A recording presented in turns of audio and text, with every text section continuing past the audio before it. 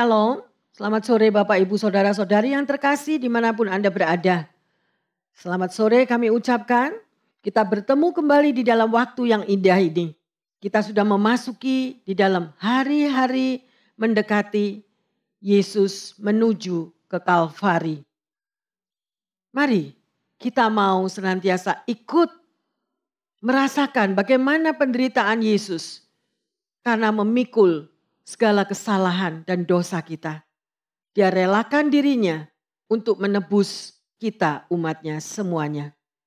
Bersama-sama dengan kami di sini, mari kita mau memuji menyembah karena salib Tuhan kita hidup hingga hari ini.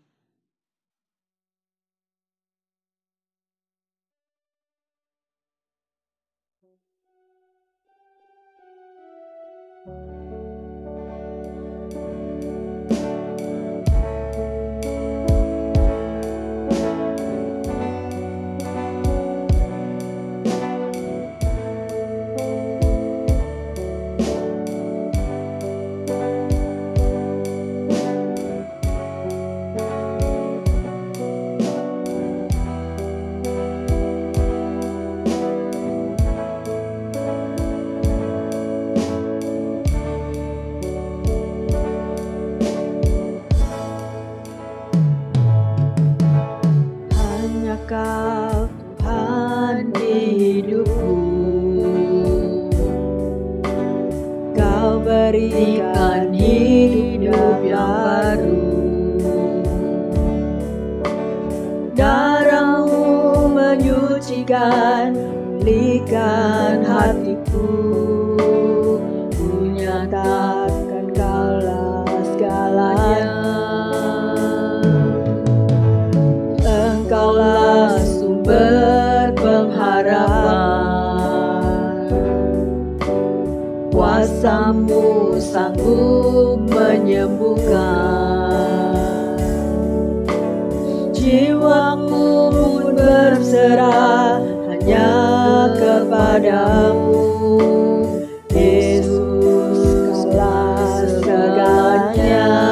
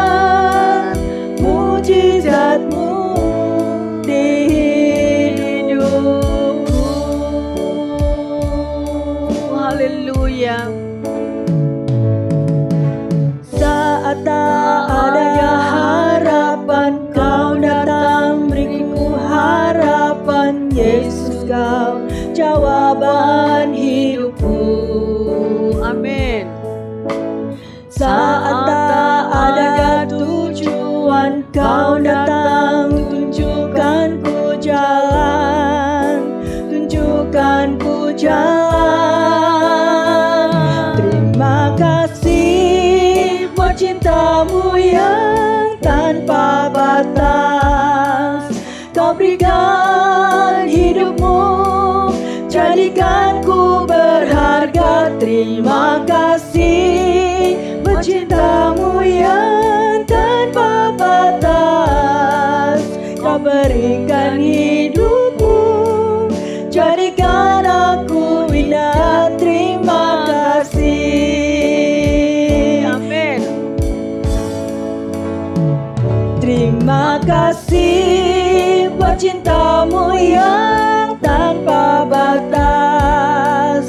Kau berikan hidup-Mu, jadikan ku berharga. Terima kasih buat cinta-Mu yang tanpa batas. Kau berikan hidup-Mu, jadikan aku indah. Terima kasih. Sekali lagi kita menyembah terima kasih. Haleluya. Terima kasih Bapak, Ibu, Saudara-saudari yang terkasih dimanapun Anda berada, menjelang di dalam detik-detik penderitaan Yesus menuju ke Golgota, biarlah lagu ini boleh menjadi doa bagi setiap kita. Kita ikut merasakan betapa penderitaan Yesus yang Dia harus pikul untuk menebus saudara dan saya. Mari Bapak Ibu, sungguh-sungguh di dalam minggu-minggu, dalam hari-hari ini, berikan hidup kita, berikan hati kita kepadanya. Terima kasih Tuhan. Buat cinta-Mu yang tanpa batas. Kau berikan hidup-Mu, jadikan ku berharga. Terima kasih buat cinta-Mu yang tanpa batas.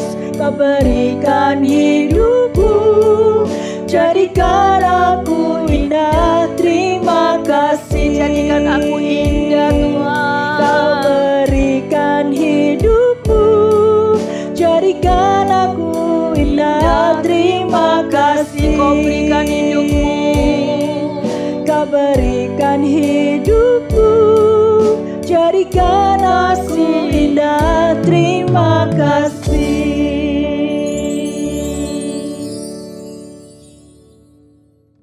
Bapa dalam surga, kami sungguh berterima kasih buat cinta-Mu yang tanpa batas.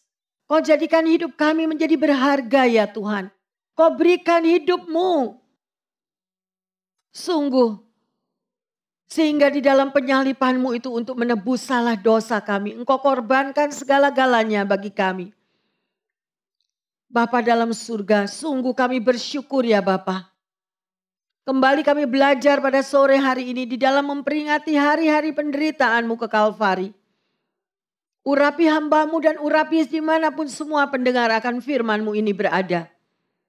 Agar sungguh-sungguh firman ini boleh menjadi berkat bagi kami semuanya. Terima kasih Roh Kudus, beracaralah bersama-sama umat-Mu.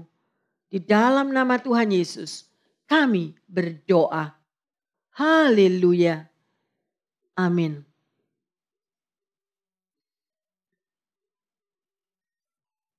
Bapak, Ibu, Saudara-saudari yang terkasih, kembali pada sore hari ini kita belajar bersama-sama.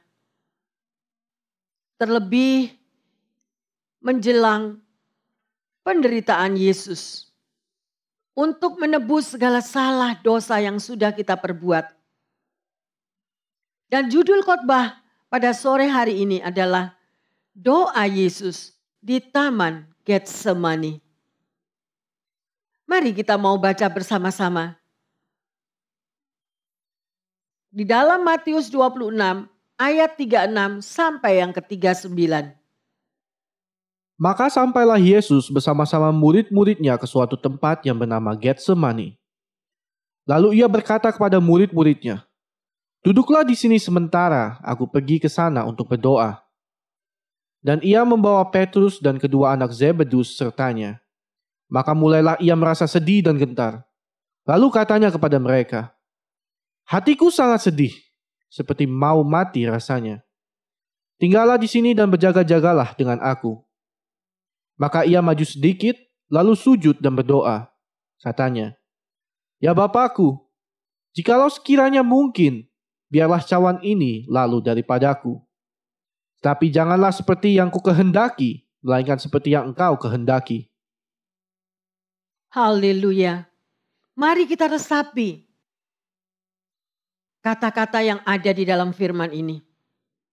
Kita mengerti bagaimana Yesus yang sebagai manusia biasa, dia pun di dalam ketakutan. Dia pun di dalam tekanan akan penderitaannya. Di tengah pergulatannya yang berat menjelang sengsara yang harus dia akhiri di atas kayu salib. Yesus memberikan teladan untuk saudara dan saya akan hakikat daripada doa yang sesungguhnya.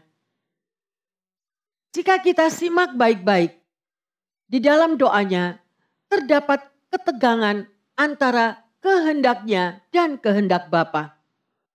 Yesus ingin sekali melepaskan cawan yang pahit itu.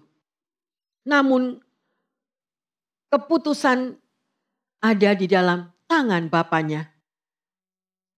Agar kehendak Bapa yang jadi, bukan atas kehendak daripada Yesus. Di sini Bapak Ibu Saudara-saudari yang terkasih, Yesus mengajarkan kepada kita untuk memiliki sikap yang penuh dengan ketaatan kepada kehendak Bapa. Di Taman Getsemani dapat terlihat bahwa Tuhan Yesus mengalami pergumulan yang sangat berat. Alkitab mengatakan, ia sangat takut dan gentar pada ayat yang ke-33b tadi. Kata-kata itu mengungkapkan taraf tinggi dari ketakutan dan penderitaannya yang tanpa batas. Yesus takut dan gentar karena ia harus minum cawan pahit. Apakah cawan pahit itu? Cawan pahit adalah lebih daripada sekedar penderitaan jasmani. Kendati pun secara jasmani, ia harus mengalami penderitaan yang jauh lebih besar. Ya, dia dicambuk, dia dihajar sedemikian rupa, dipermalukan, ditelanjangi. Ya, padahal Yesus tidak pernah berbuat dosa. Yesus harus memikul dosa umat seisi dunia. Mengalami murka ilahi dan terpisah dari Bapanya. Kita bisa lihat di sini. Yesus kedudukannya sebagai manusia biasa. Dia ungkapkan pada ayat yang ke-34 tadi. Hatiku sangat sedih, seperti mau mati rasanya. Ia sangat bergumul karena dunia dan segala isinya. Sedang dipertaruhkan dirinya, ia berjuang sekuat tenaga menggumuli berbagai konsekuensi yang dahsyat yang harus ditanggungnya. Sedemikian banyak sekali umat Tuhan yang tidak memahami, ya. Betapa Yesus sebagai manusia biasa, ia ingin sekali melepaskan hal yang disebut dengan cawan pahit itu.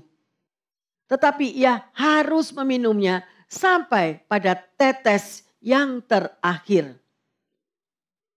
Di gelapnya padang gurun Getsemani, Kristus mengangkat segala kesalahan kita. Mari kita buka di dalam Imamat 16 ayat yang ke-22.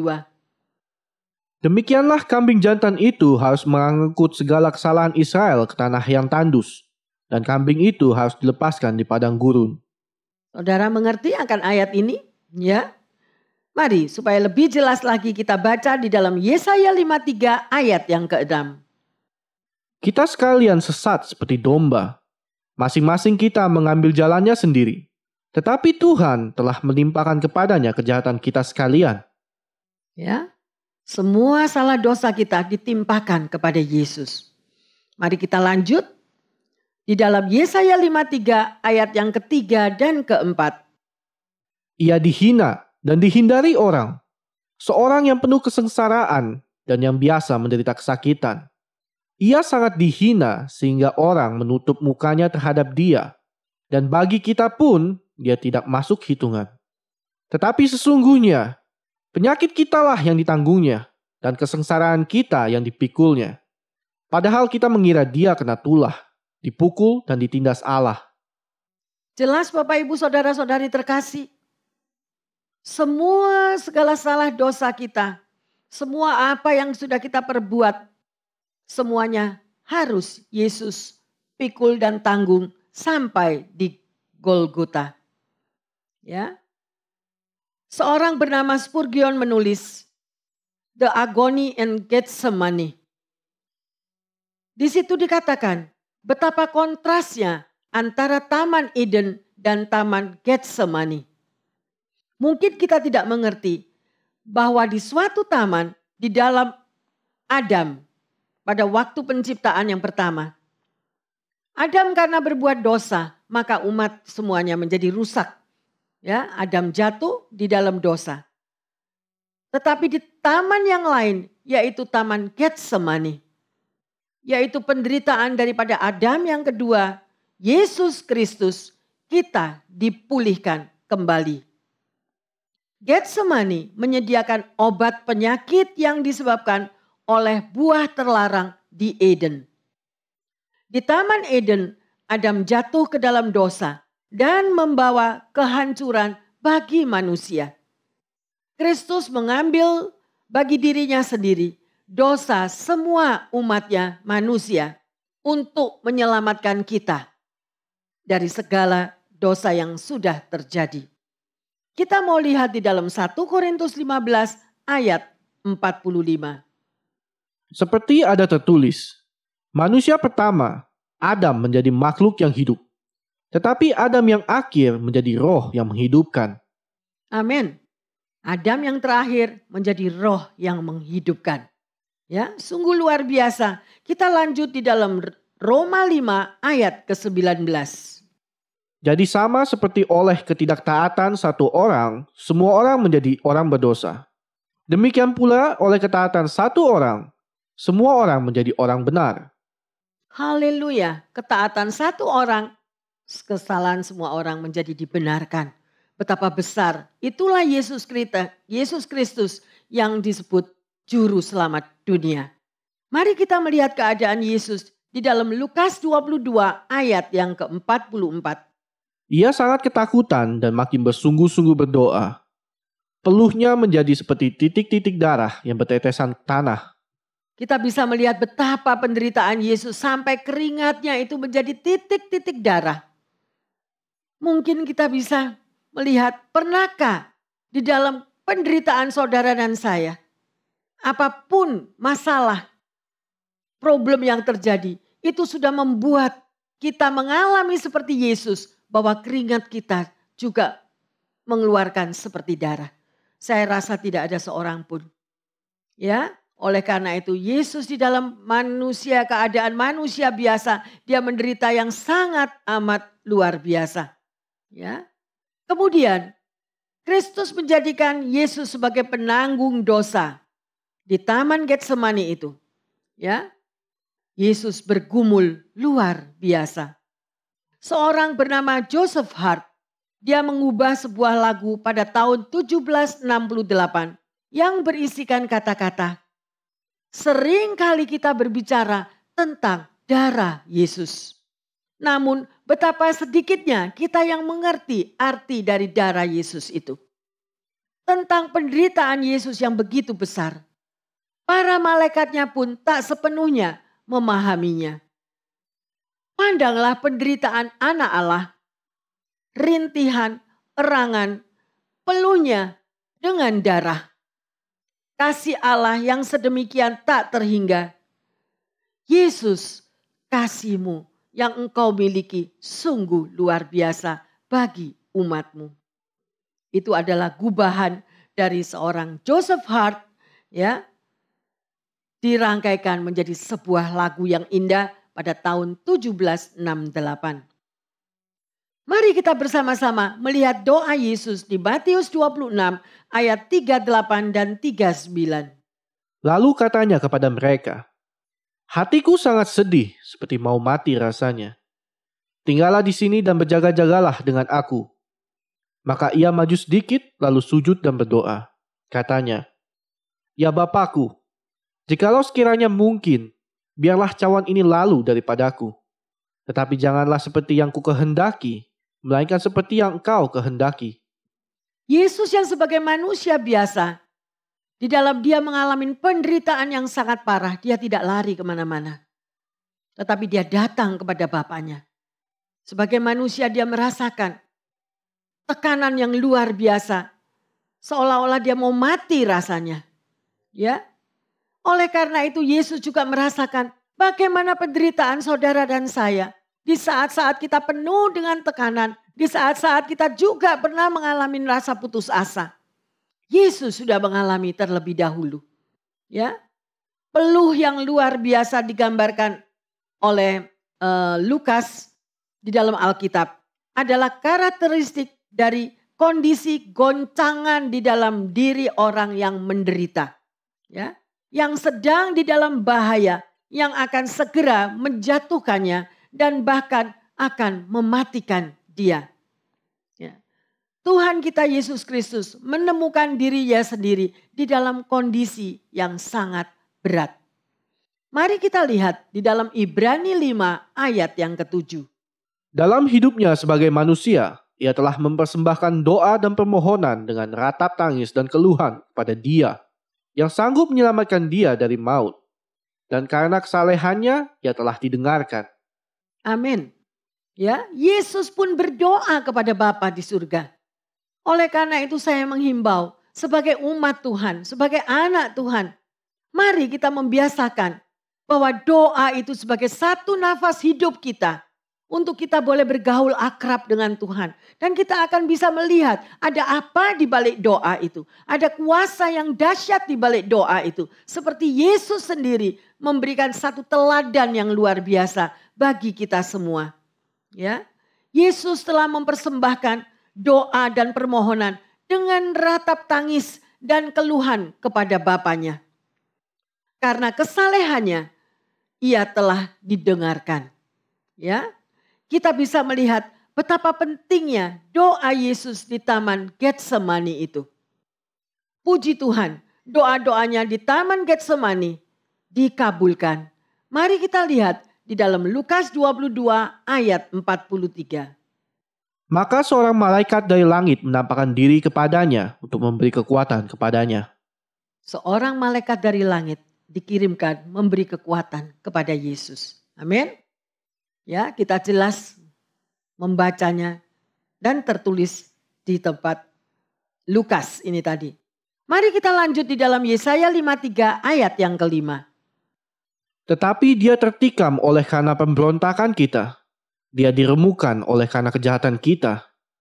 Ganjaran yang mendatangkan keselamatan bagi kita ditimpakan kepadanya.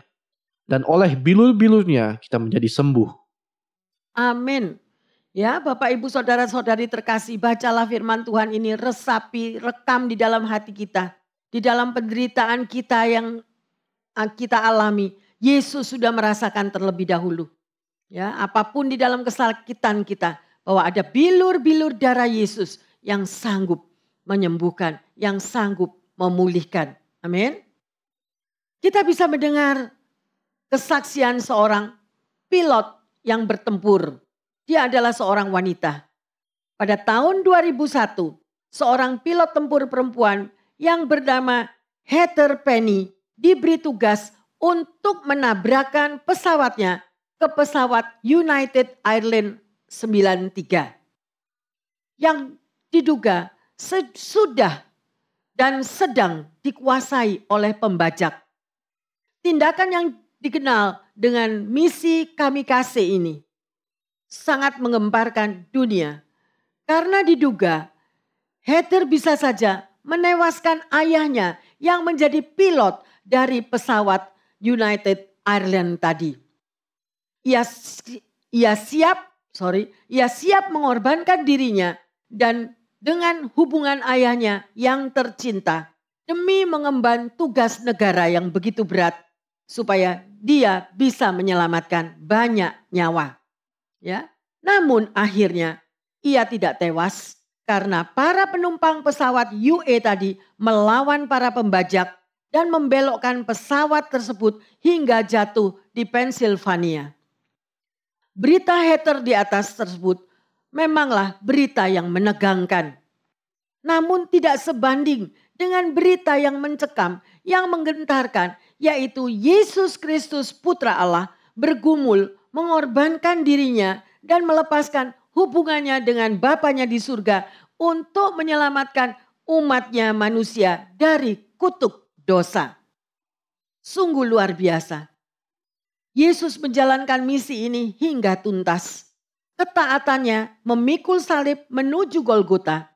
Ditolak dan ditinggalkan oleh Bapanya. Berbuahkan keselamatan dan hidup yang kekal bagi saudara dan saya. Marilah kita menaikkan syukur atas kasih-Nya yang besar dan luar biasa itu. Dalam hidupnya Yesus sebagai manusia biasa, Yesus telah mempersembahkan doa dan permohonan dengan ratap tangis dan keluhan kepada Bapanya. Tadi kita sudah baca di dalam Ibrani 5 ayat yang ke-7. Saudara baca kembali, hayati, rekam dalam hatimu. Di sini kita akan mempelajari akan 3 hal. Yang pertama, Yesus hidupnya sebagai manusia biasa. Di perjanjian baru kita tahu 3 kali Yesus itu menangis. Yang pertama, dia menangis di depan kubur Lazarus. Saudara bisa baca di dalam Yohanes 11 ayat 35. Yang kedua, Yesus menangisi Yerusalem. Ya, di dalam Lukas 19 ayat 41. Yang ketiga, Yesus menangis di Taman Getsemani. Malam sebelum dia disalibkan. Ya, seperti yang tadi sudah kita baca di dalam Ibrani 5 ayat yang ke-7 tadi. Bapak Ibu Saudara, saudara. Something wrong. Yang kedua, Yesus berdoa kepada Allah yang memberi kekuatan di tengah kesesakannya. Mari kita baca di dalam Lukas 22 ayat yang ke-44. Ia sangat ketakutan dan makin bersungguh-sungguh berdoa. Peluhnya menjadi seperti titik-titik darah yang tetesan ke tanah. Kembali ya, kita melihat dan mendengar peluhnya sebagai tetes-tetes darah. Yesus ada di dalam kondisi penderitaan yang sangat parah, sehingga ia berpeluhkan darah di Getsemani malam sebelum ia disalibkan. Dan yang ketiga, Yesus berdoa dan berserah total kepada Bapanya di surga. Kita baca di dalam Matius 26 ayat ke-39b. Ya Bapakku, jikalau sekiranya mungkin, biarlah cawan ini lalu daripadaku. Tetapi janganlah seperti yang ku kehendaki, melainkan seperti yang Engkau kehendaki. Yesus masih berbicara kepada Bapanya. Apabila mungkin, lewatkanlah cawan ini daripadaku. Tetapi bukan atas kehendakku, tetapi atas kehendak-Mu. Ya, sebagai keluarga Kristen, tiap-tiap kita pasti mempunyai kebutuhan dan keinginan di dalam hidup ini. Ya, semua ini sering kita nyatakan di dalam doa kepada Tuhan. Dan kalau kita berdoa menurut keinginan kita masing-masing atau memaksa, apalagi kalau kita sampai mengatur Tuhan untuk melakukan sesuatu di dalam hidup kita. Sebaiknya kita berdoa meneladani daripada apa yang Yesus berdoa tadi. Biarlah kehendak Tuhan yang jadi, bukan kehendakku. Amin. Anak Tuhan yang sungguh-sungguh cinta Tuhan akan menjadi pribadi yang terus berusaha agar dapat melakukan kehendak Tuhan dan menyelesaikan pekerjaannya.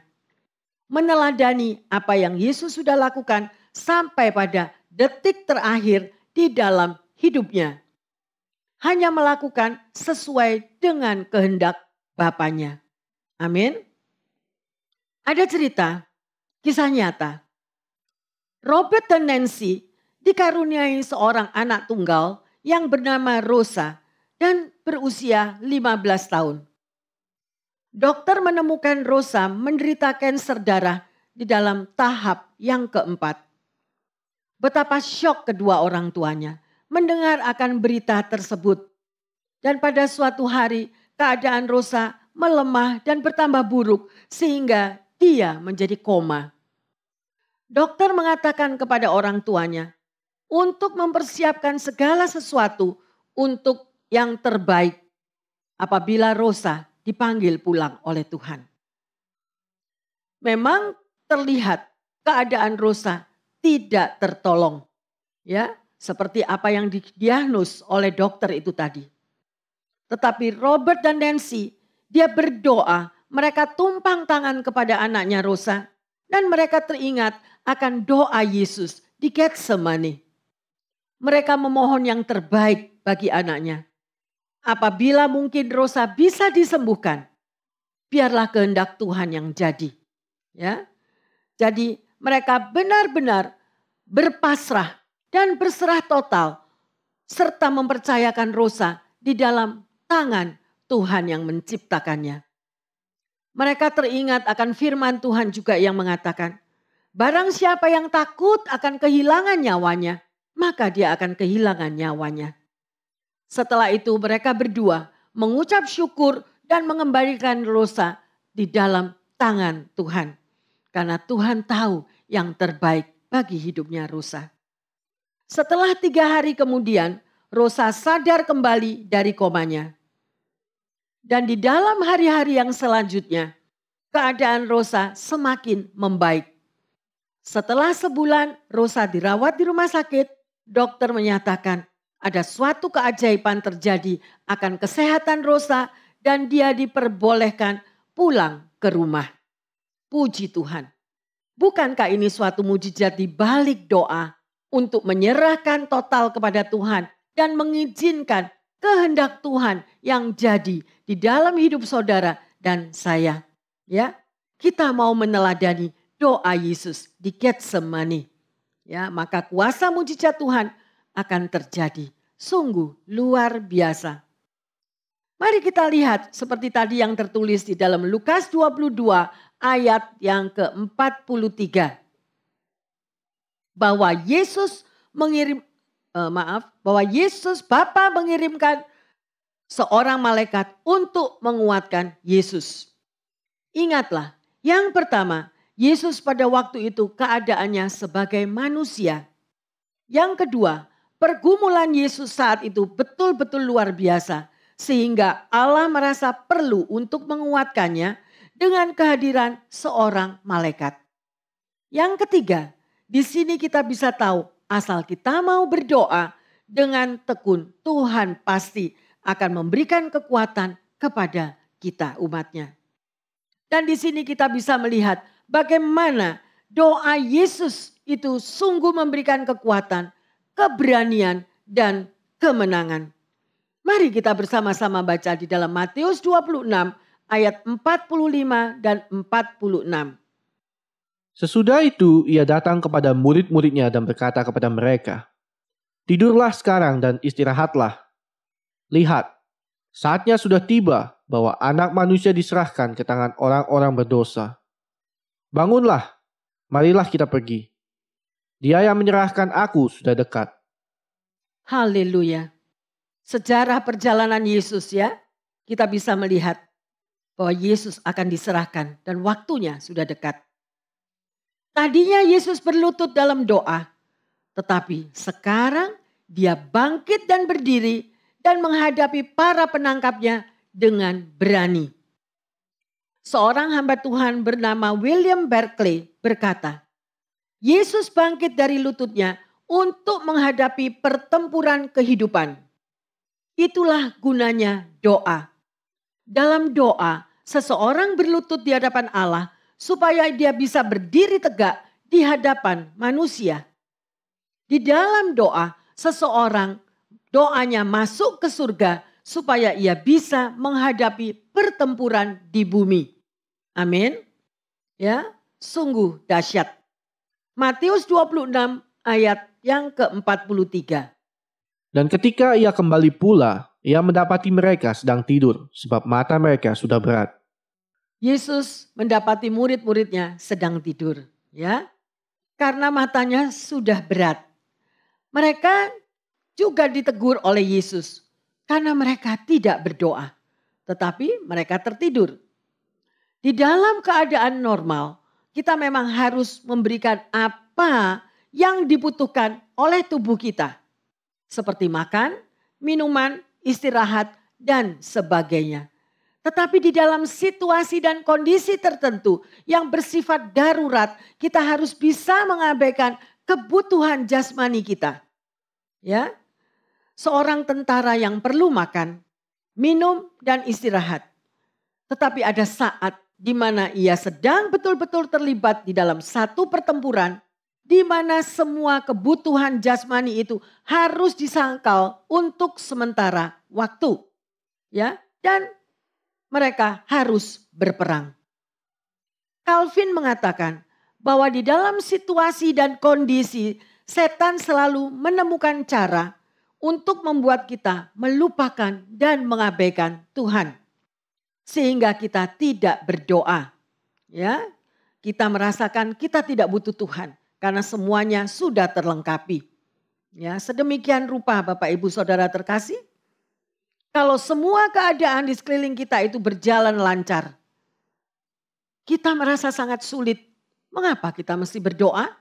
Ya, tetapi kita lupa bahwa nafas hidup kita itu semuanya bersumber daripada Tuhan Yesus. Karena tidak ada keselamatan di bawah kolong langit ini, hanya ada di dalam nama Yesus. Ya, tetapi kalau pada satu saat masalah yang berat itu terjadi di dalam kehidupan dan membuat kita itu putus asa, ya, kita masih tidak mau berdoa, dan itulah merupakan satu tanda tanya yang besar. Di manakah kita mencari pembelaan? Kalau kita mengalami saat-saat sedemikian rupa. Karena itu berhati-hatilah dengan semua alasan yang membuat saudara dan saya tidak berdoa. Yesus kembali berdoa yang ketiga kalinya. Bagaimana keadaan doa kita? Terlebih di saat masalah yang saat ini terjadi. Pandemik belum tuntas untuk terselesaikan. Apakah kita mau tetap datang bersujud kepada Tuhan? Memohon pertolongan Tuhan? Atau kita cuek, kita don't care, tidak peduli. Ya, semuanya jalan seperti angin lalu. Mari kita lihat di dalam Matius 26 ayat 45 dan 46. Sesudah itu ia datang kepada murid-muridnya dan berkata kepada mereka, "Tidurlah sekarang dan istirahatlah. Lihat, saatnya sudah tiba bahwa anak manusia diserahkan ke tangan orang-orang berdosa. Bangunlah, marilah kita pergi. Dia yang menyerahkan aku sudah dekat." Ya, kita baca ulang, tadi sudah terbaca. Ya, supaya apa? Itu supaya terekam di dalam hati kita apa yang dialami oleh Yesus. Yang pertama dia di dalam mengalami kelemahan. Tetapi setelah dia berdoa, Yesus memiliki satu keberanian dan kekuatan. Ya, bahwa Yesus di sini setelah dia mendapatkan kekuatan, dia tidak lari daripada keadaan. Dia tidak lari daripada si penangkap. Ya, tetapi justru mendekati para penangkapnya. Ini menunjukkan kekuatan hati Yesus untuk meminum cawan yang pahit itu tadi.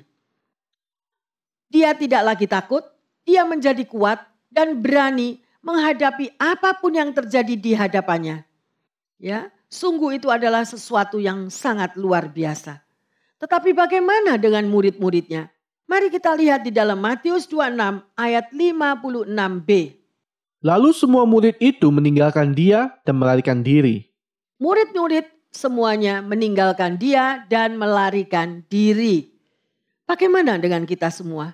Pada saat masalah terjadi di dalam hidup kita, berapa banyak pada saat tantangan, pergumulan, temptation terjadi, ya, kita tinggalkan keluarga kita, meninggalkan anak, istri, hanya diperhadapkan untuk menghadapi pencobaan-pencobaan yang terjadi. Ya, belum menghadapi seperti apa yang Yesus hadapi. Koreksi diri, datanglah kepada Tuhan dan kita bertobat. Karena ingatlah bahwa ada pengadilan terakhir yang harus kita jumpai nantinya. Kita sampai pada satu kesimpulan. Ada kontras yang besar antara Yesus dan murid-muridnya. Yesus berani dan percaya diri dia hadapi tantangan itu. Tetapi murid-muridnya sedih dan takut.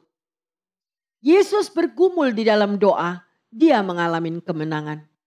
Tetapi murid-muridnya tidak berdoa, tetapi tidur, kalah, dan jatuh. Yang mana sebagai anak Tuhan yang akan kita ikuti? Yang mana yang menjadi pilihan kita? Kiranya Tuhan memberkati semuanya yang mendengar akan firman Tuhan, ya, dan memilih untuk melakukan yang benar. Kita harus berdoa karena tarikan ke arah yang benar itulah yang akan mengalami kemenangan. Amin. Bapak, Ibu, saudara-saudari yang terkasih, di dalam memperingati detik-detik penderitaan dan kematian Yesus di kayu salib, kita diingatkan bagaimana doa Yesus di Taman Getsemani. Yesus yang sebagai manusia biasa di dalam kesesakan dan tekanannya, penderitaannya yang luar biasa, dia mendapatkan kekuatan yang dahsyat melalui doa yang luar biasa. Bukan kehendakku ya Bapa, tetapi biarlah akan kehendakmu yang jadi. Mampukah kita berdoa seperti Yesus? Mari kita lihat di dalam Matius 26 ayat 41 merupakan ayat emas bagi kita semua. Berjaga-jagalah dan berdoalah supaya kamu jangan jatuh ke dalam pencobaan. Roh memang penurut, tetapi daging lemah. Mari kita membuka hati dan pikiran kita bahwa pengorbanan Yesus sudah membayar harganya demi keselamatan kita. Tuhan Yesus sudah menebus saudara dan saya dengan pengorbanan dirinya di atas kayu salib. Semoga kita semua meletakkan hidup ini di dalam tangan Tuhan dan melakukan firman-Nya. Betul hati kita terjamah dan hidup kita menjadi manusia yang baru. Tinggalkanlah kegelapan dan lumpur dosa. Sungguh kita sudah belajar pada sore hari ini dan biarlah kita meneladani doa Yesus di Getsemani. Bapak, Ibu, saudara-saudari yang terkasih, mari bersama-sama dengan kami di sini bukalah hatimu dan katakan kepada Tuhan, Bapa, seperti yang kau inginkan. Ya.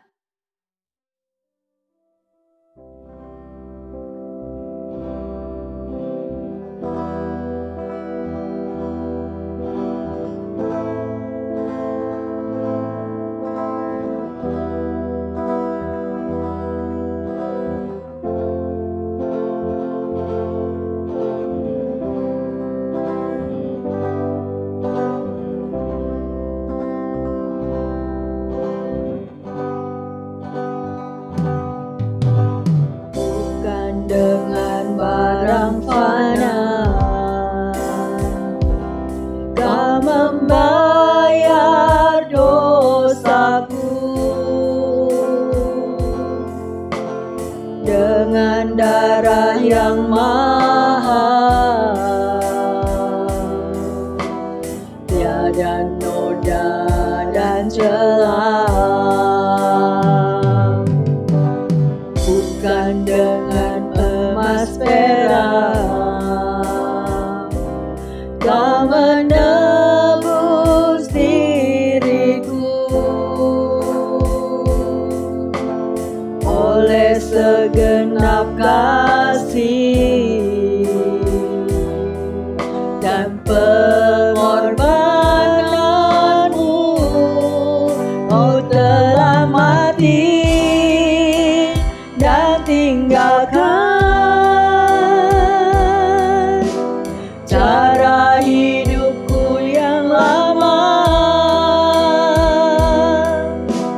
Semuanya sia-sia dan tak berarti lagi.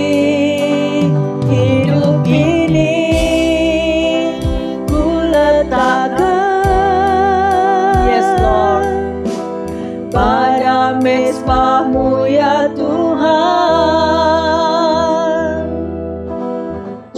Jadilah padaku seperti yang kau ingini. Katakan, ku telah mati. Ku telah mati dan tinggalkan cara hidupku yang lama. Mari Bapak Ibu Saudara-saudari yang terkasih, hayati kata-kata dari lagu ini. Tinggalkanlah segala kehidupan apapun yang penuh dengan segala kesalahan dan lumpur dosa. Datanglah kepada Tuhan, bukalah hatimu. Katakan kepadanya, letakkanlah hidup kita di dalam tangan Tuhan, pada mezbahnya Tuhan.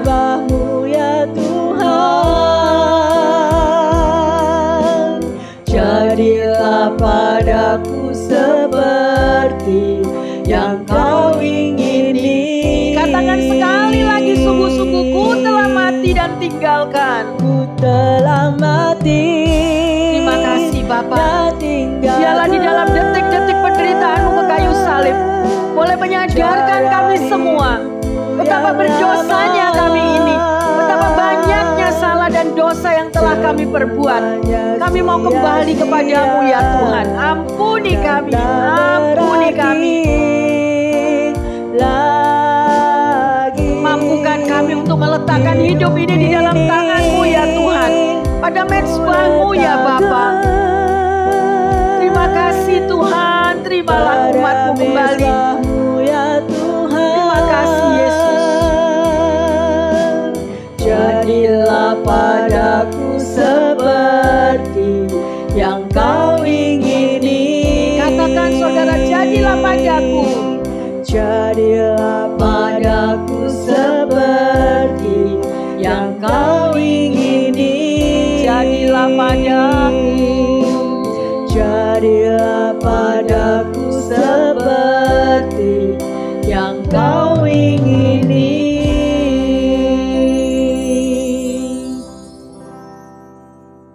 Benar Bapa dalam surga, kami berterima kasih kepadamu Tuhan Yesus.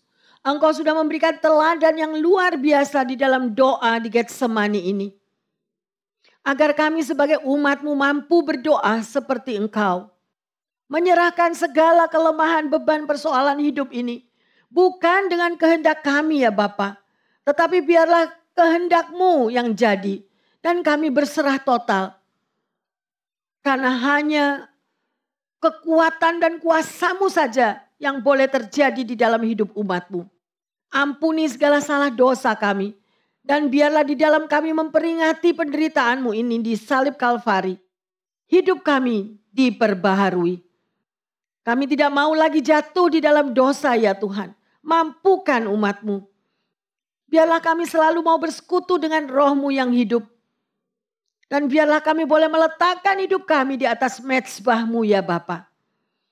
Terima kasih Tuhan Yesus. Dan di dalam kesempatan yang luar biasa ini, kami juga mau menyerahkan Tuhan. Semua pendengar daripada firman Tuhan ini. Mungkin ada yang sakit dan mengalami beban yang berat, yang lemah dan berputus asa. Biarlah melalui firman ini mereka boleh dikuatkan dan disegarkan. Bahwa ada doa yang penuh kuasa. Ada doa yang mengajarkan kepada kami. Bahwa Engkau akan memberi yang terbaik Tuhan. Bukan dengan kehendak kami tetapi kehendak-Mu yang jadi. Terima kasih Tuhan Yesus. Terima kasih. Sehingga umat-Mu boleh bersaksi. Bahwa Tuhan yang kami sembah adalah Tuhan yang hidup. Bapa, kami bersyukur. Untuk suatu kekuatan yang baru. Melalui doa yang sudah Kau ajarkan. Di dalam nama Tuhan Yesus, kami berdoa dan mengucap syukur. Haleluya. Amin. Bapak, Ibu, Saudara-saudari yang terkasih, mari di dalam detik-detik penderitaan daripada Yesus menuju Golgota, kita akan mengingat kembali betapa kasih-Nya hingga Dia rela menebus kita dan memberikan nyawanya untuk menyelamatkan umat-Nya semua. Haleluya. Tuhan Yesus memberkati kita semuanya. Amin.